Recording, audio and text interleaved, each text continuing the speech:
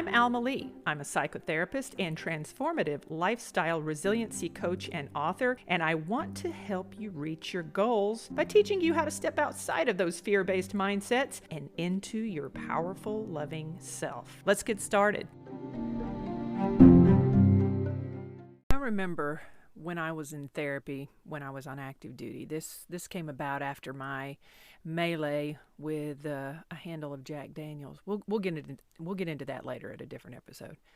But anyway, I was meeting with my psychiatrist. I don't remember. He was a captain. I didn't like him. He was stern. He was to the point. He didn't feel sorry for me. He didn't hold my hand. He didn't cheerlead me. He didn't say, "Oh, how did that make you feel?" He didn't have any of what you might, the stereotypical therapy mumbo jumbo. He was kind of a jerk, actually, if I'm being honest. He was very cold.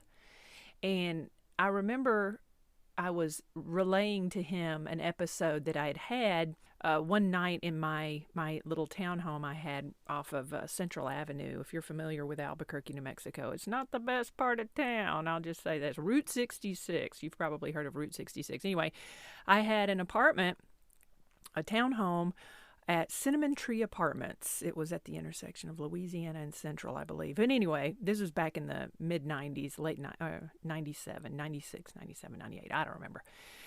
So that part's not important. I'm meeting with my psychiatrist, and I'm telling him about how depressed I was one evening. And he's like, "Tell me about that. Tell me what was going on." I said, I was playing Sarah McLachlan songs and playing them on my stereo, and I was trying to cheer myself up. And I just remember I fell apart in my living room, and I was sobbing, sitting in the corner of my living room. And, I was just listening to her music, and I just couldn't seem to overcome it, sir. Of course, he's an officer, and I was enlisted. And he's looking at me, he's like, "Okay, so why would you do that?" And and I was like, what do you mean, why would I do that? And he's like, you were depressed, right? And I said, yeah, I was terribly depressed. I was having an awful time. It was horrible. I was so sad. He's like, okay. He goes, what was making you sad? I said, well, Sarah McLachlan. He cut me off. He goes, okay, there's your problem right there. He goes, that's your first problem. And I was like, I beg your pardon?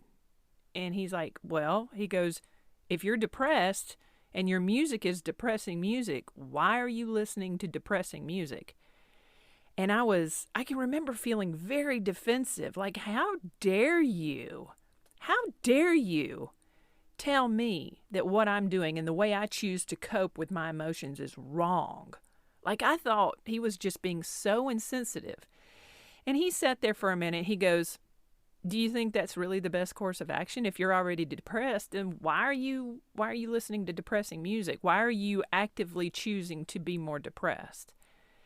And, to answer his question at the time, I wasn't able. I just wasn't able to answer his question at the time. In fact, I think that I was very defensive. I was very much wrapped up in my ego. And I really just wanted to be the victim. I really did. I wanted him, I wanted him to feel sorry for me.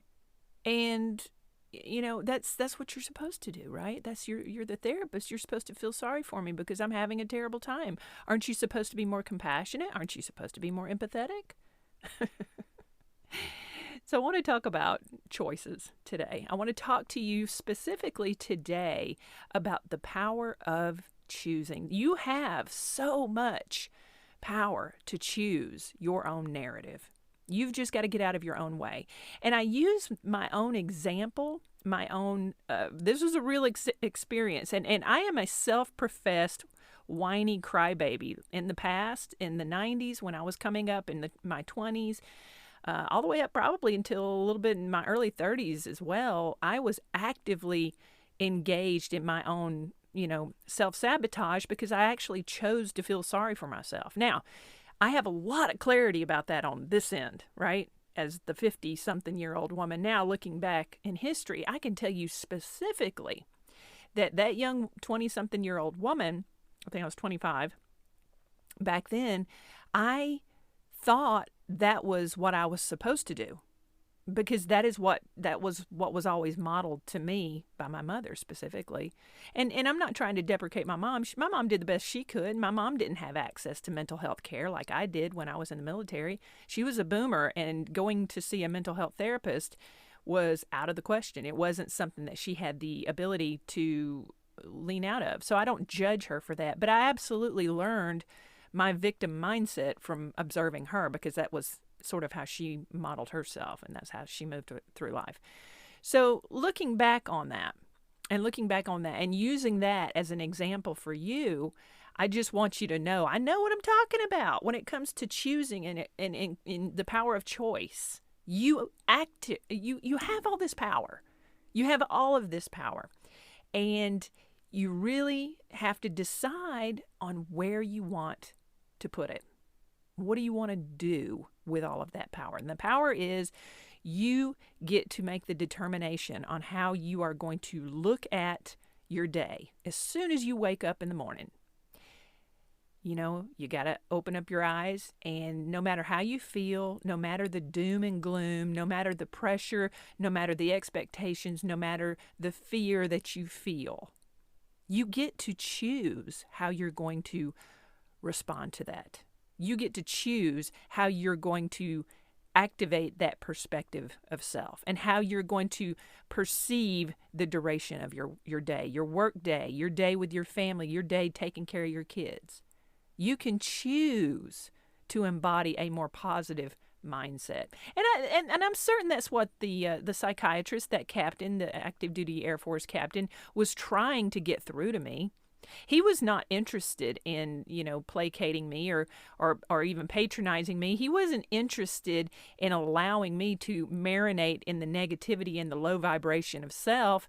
He was challenging me by asking some very pointed questions, which, interestingly enough, I have embodied that in my own practice. Those of you who are clients of mine who are listening to this podcast probably know exactly what I'm talking about, because I'm a no-nonsense therapist, because I've had no-nonsense therapists myself. I've experienced it, and it's been a benefit to me, honestly, because it's pushed me outside of that comfort zone, that comfort that, keeps you stagnant. If he were to hold my hand and feel sorry for me, he would only be magnifying the, existing state that I was in, and I would not have any sort of reason to push outside of it, because he would essentially be rewarding my behavior. And nobody needs to be stuck in that garbage. He was basically just calling me out very logically. He wasn't even judging me. Of course, at the time I perceived it as judgment, but he wasn't judging me. He was just asking a very direct, logical, rational question of, why are you listening to Sarah McLachlan when you're already depressed? Why are you choosing to stay in a space that already makes you feel stuck? So that's the question I want to ask you today is, what are you choosing?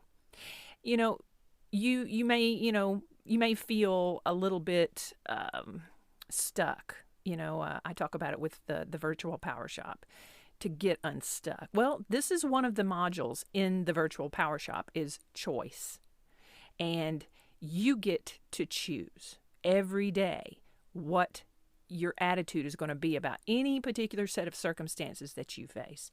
And you get to decide on whether or not you're going to allow your energy to be, kind of stolen from you. You throw it away when you invest your time and energy in allowing yourself to feel like a victim, to feel like you're being taken for granted, to feel unappreciated, to feel unloved. When in actuality, you can decide to not invest your energy with people who make you feel that way, to not invest your energy with situations, occurrences, platforms, ideas that suck the life out of you. You have to ask yourself this, though. Do you enjoy being the victim? I know I did. And maybe enjoy is the wrong word, but I know I chose it because it was the path that I knew to move into, because that's how I was raised. See, I'll never judge anyone for portraying them or living their lives as a victim, especially if they are looking for other ways to live. If you're actively engaged in your own evolution. If you are actively trying to figure out how to live life better, I would never judge you for being in a victim mindset, because that's part of what? Yay, the program. Yes, you've been programmed, as I was. I was programmed at a very early age to feel sorry for myself anytime things didn't go my way. And that's I'm not judging my mother. I'm not judging anybody else that I got that from. I'm just saying it is what it is. And you have to address it, and you have to understand that if you want to live a better life, then you get to decide every day how you're going to perceive. That's the thing. That's the word. Perception is reality. How are you going to perceive your day-to-day situations? Now, is it perfect? No, it's not. It's a practice, and you have to embody that practice by choosing to embody that practice. You have to decide that you want to live a better life. You have to decide that being a victim it's a model of a fear-based mindset. And isn't that what we're trying to do, is to step outside of fear and into a love-based mindset?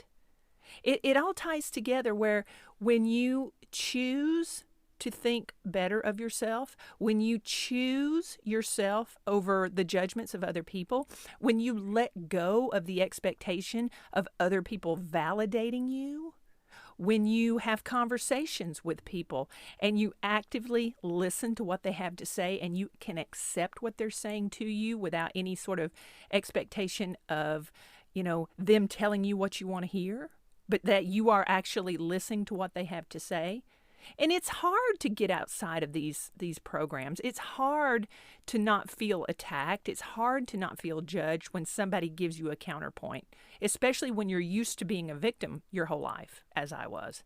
But yeah, I was thinking about, the choices that I've made, especially the ones that I've made recently over the last 3 years, and how I have graduated into a completely different headspace. My headspace, I feel so much gratitude, and I am so grateful to wake up every morning that my body moves. I have running water. I don't have to run, all the way down to the corner of my neighborhood to use the bathroom, but I can actually walk just a few short steps to get to my toilet every morning. I pay attention to those things that could be easily taken away. And those are the things that I carry with me day to day when I think that things are kind of sucking wind, when I feel like I'm having a bad day. That's the point of gratitude, that I choose to remind myself that I have everything that I've ever wanted. Everything that I need, I have. I don't need for anything else in my life. And that's the difference with where I'm at today versus where I was at 25 years ago, when I was sitting in with my psychiatrist, feeling sorry for myself, wondering why my life isn't any better. The reason why my life wasn't any better back then was because I didn't know that I could choose. That's the difference. I didn't know any better, and so I didn't act any better. I had Sarah McLachlan. I actually had 2 Sarah McLachlan CDs. These were the ones that came out before the one, the angel, the one about the animal shelters, about, in the arms of the angel. I'm not going to sing it, not on this episode, but you know what I'm talking about. But these were her earlier albums, and they were very solemn, and some were really beautiful love songs, but then some are super depressing. I'm not encouraging you to go and listen to her music, especially if you're already depressed, but I was actively engaged in this because it was something that fueled the program that I needed. I was depressed, so by God, I was going to buy into it. I was going to just full force commit to it. And this is why I'm so boo, poor pitiful me. I don't fault that young woman now the way I used to, but I do realize what I was choosing, and I was choosing the program. I was choosing the mindset that I had always known. I didn't know any better at the time. So here's the question that I have for you. when you ask yourself, especially when you're really down on yourself, when you're really feeling bad about your life and you're feeling bad about your circumstances and you're worried about the lack of validation or the lack of love that you get from other people, or you feel like you have to sort of embody certain traits in order to receive validation or love or acceptance from other people, at some point you have to tap the brakes. You have to say, you know what? This isn't working for me. This is draining me energetically. You get to choose, okay? You get to choose to stop caring about what other people think of you. That's the first step. Now, I'm not saying that you don't have messes that you don't need to clean up in your life, because a lot of times we get stuck on needing other people's validation and love because we don't know how to validate and love ourselves because we don't feel like we deserve it. Now, maybe there's some things that you need to clean up. Maybe you haven't been the best human being. Maybe you have taken advantage of other people. Maybe you have made messes that you need to clean up. It's all a process. These are step by steps, but you can choose to wake up tomorrow morning and decide that you are going to be grateful, that you're going to be appreciative of everything that you have, that you are going to be present in the moment and look around and really take stock and inventory of the things that have come to pass that you really desired in your life. When we want to get out there and we want to get a job and we get hired and we finally get that job and we've been working that job for 2-3 months. When do you stop paying attention to the fact that you got exactly what you wanted? Do you still make sure that you take time to say, wow, I really did it. I got that job, or I got that promotion, or I got that person to pay attention to me and go out on a date with me, or, whatever, you got the car that you wanted, whatever. How often are you being grateful for those things? How often are you sitting in a mindful moment and taking time to really reflect on the beauty of what you have accomplished in your life and really appreciate your hard work and really appreciate who you are as a human being? When's the last time you chose to love yourself? When's the last time you chose to validate yourself? When's the last time you chose to give yourself empathy and compassion, particularly when it was not available from other people? Are you choosing to feel sorry for yourself? Are you choosing to put forth that type of energetic signature out into the universe? If that's what you're doing, and then you're wondering why you're not receiving that in abundance, it's because that is your vibration. If you are vibrating at a level where you're choosing to be a victim, other people are going to see you as a victim and they're going to avoid you. Other people are going to see you as more of a problem. Other people are going to see you as a burden. And then you wonder and worry why other people don't want to spend time with you. I did. I certainly did. That was me. I was lonely. I wanted friendships. I wanted guys to date me and ask me out and find me attractive. I wanted all of those things.